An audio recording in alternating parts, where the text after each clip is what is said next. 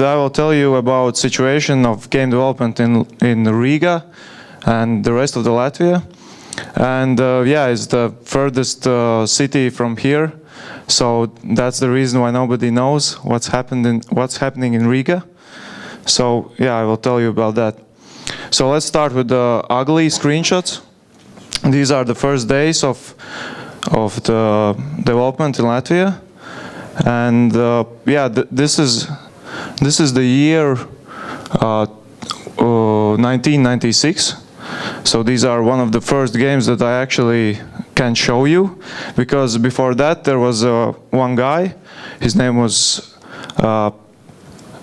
Udris, yeah. And he started developing games in 1998 on his ZX Spectrum, and he's like the founder of the game development movement in Latvia. So yeah, this is 1996. Then the same year came out this game. This is like the first full-length game in Latvia that is like RPG. And so you have to walk around and solve some quests. So yeah, you see the screenshot that is not being developed in Latvia.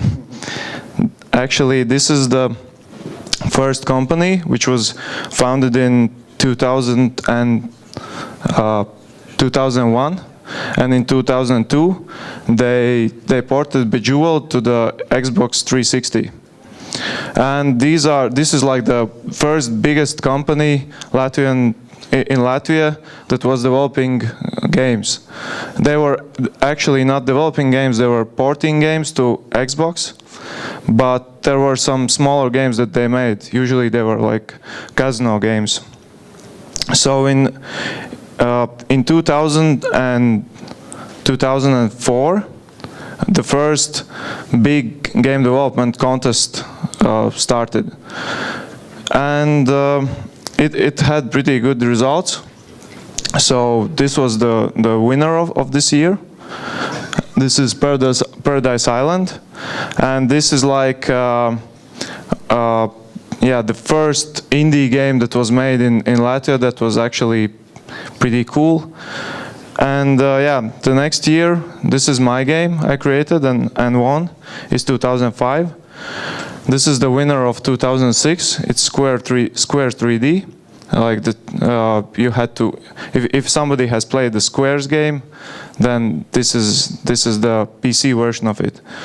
So in 2007, to gather all the Latvian games together and make a database of the games, I created the gamedev.lv. It's like the homepage for all the game developers. We also created the forums and our community, and the 2007 is like the start of Latvian game developers community. So yeah, we entered the game pretty late, but we are catching up now. So Innovate, I guess you have heard about this company, and they were founded in 2009, and they have pretty big titles, and this is like our Latvian success story, and I will tell them about them a bit later. So in 2008 in 2009, I created the Game Developers Contest. So the problem with previous contests and why the results were pretty bad was because it was too long. Yeah, it sounds really crazy, but it was a year to develop a game, and actually everybody was preparing, oh, I have a year, so I will make, we have internal joke in Latvia that you are making a GTA Riga. And it's usually when some new developer comes, then he presents his big idea. We say, oh, you are developing next GTA Riga. So the problem was that it was a year long, and everybody started this huge idea, and then this year ended, and nobody had nothing. Like, if you made anything that you can move on the screen with your keyboard or mouse, then you are a winner. So I created this contest, and it was the first thing was it lifted some restrictions, because in Dago, the idea was that you had to make a game that will sell well. And so you had to have regular status reports and these stuff. So every time you forced to do something for the developer, he just passes and moves out of the contest.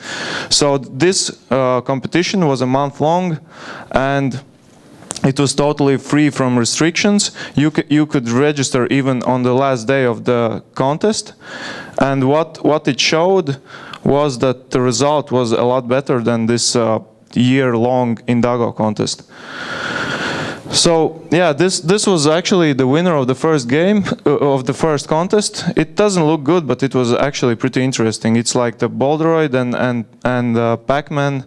It was like the mashup, and yeah, it was actually better than the previous games in Indago. So yeah, if you see this, then you can imagine how bad everything was. So then, I think you have heard about this social network in Latvia, and it opened the network for game developers in 2000 and so it was 2010, and the first game was Farma or Farm. It was the clone of Farmville, and it had 617,000 users, registered users. And this is like this marks the time, the start of the time when indie developers could actually earn money with their games in Latvia. And the next game, 2013, Oceania, it is actually still earning money today.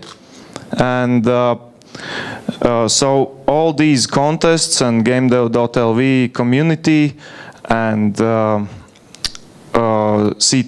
CTXM and Innovate, so it built up like a pile of game developers. So the people reacted to this, and they created a program for game developers in Alberta College. So now you can actually get a high school education of game developer, and also a course of game design is in University Riseba.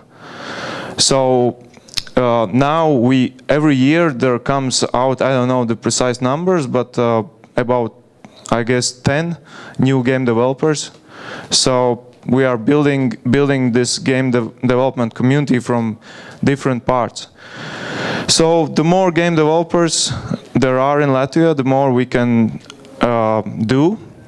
So in 2013, we participated in the first in the Game Jam. This was the first time for Latvia, and we had 61 participants. That was something unimaginable years before. And then we continued in 2015, and in 2016 we already had 100 members. And now this year actually is a really huge turning point for Latvia, and I will tell you about this a bit later. So we also had events like RigaCom. We had a game development stand booth in this exhibition. So it had already some games there. We finally have something to show. We have some indie games, we have some social games. We can show something to people. So we were given a booth in this exhibition. So next, maybe some of you have heard Unicorn. So this is also it's an exhibition, but it's for geeks, all kinds of geeks, mostly for cosplayers, but also gamers. So we had a booth in this event, and we had already more games there. So this is actually thanks to two things.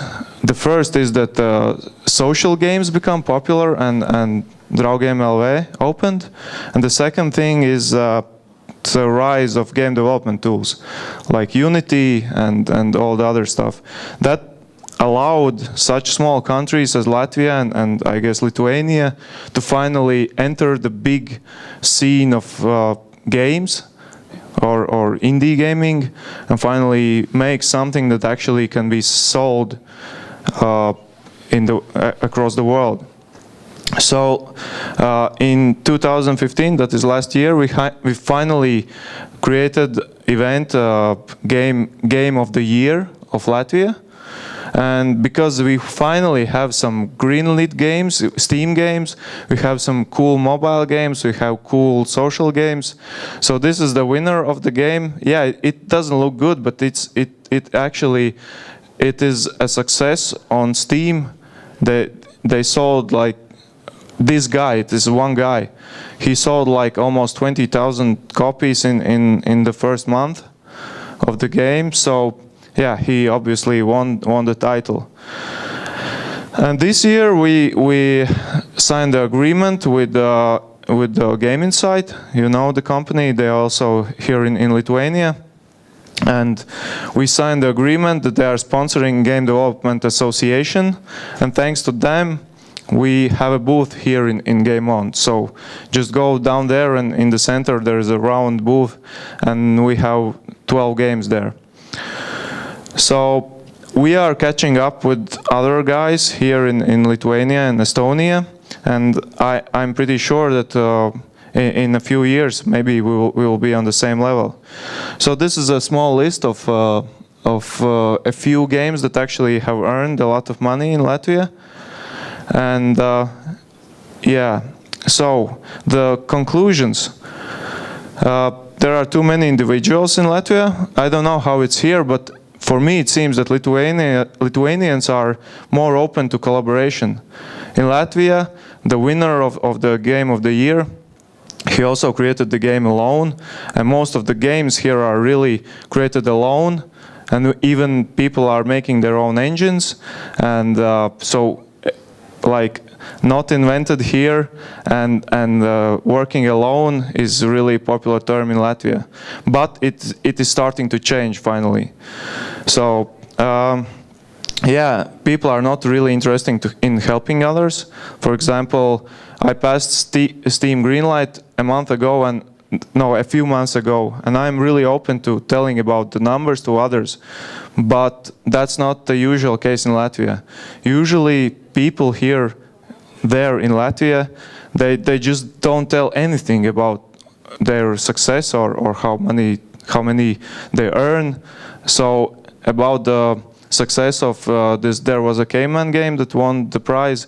I only found out because of the Steam Spy. That is pretty weird. And yeah, so everybody has secrets. I don't know why. Because we should help, we are such a small community here, and we should also help each other, like Latvians to Lithuanians, and both ways. Because you are like Lithuanians are more oriented to mobile gaming, while we have 14 titles in Steam Greenlight now, and 4 of them has already been greenlit, and two has been already released on Steam. So yeah, we have some experience that maybe you don't have. So we should share this information and like tell each other how to do stuff. Yeah, Latvians are also really introvert. We are not socially active. You will not hear anything about Latvians in social networks or something. That is about to change. So we are running this community, and we are really encouraging people to tell about themselves to others. So yeah, but everything is becoming better and better, and yeah, I'm pretty sure that we will have finally some huge success story in Latvia that everybody will know Latvia for. So yeah, did somebody saw something weird with the slide 2 slides ago? Blizzard? Yes. So somebody has actually seen the presentation. So thank you. Do you have? Yeah. So Yeah, I added Blizzard there to the screen. Yeah, no, Blizzard has no connection to Latvia at all. So, do you have any questions?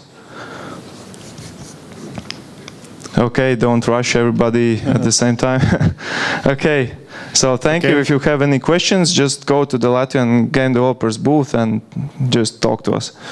Thank you very much.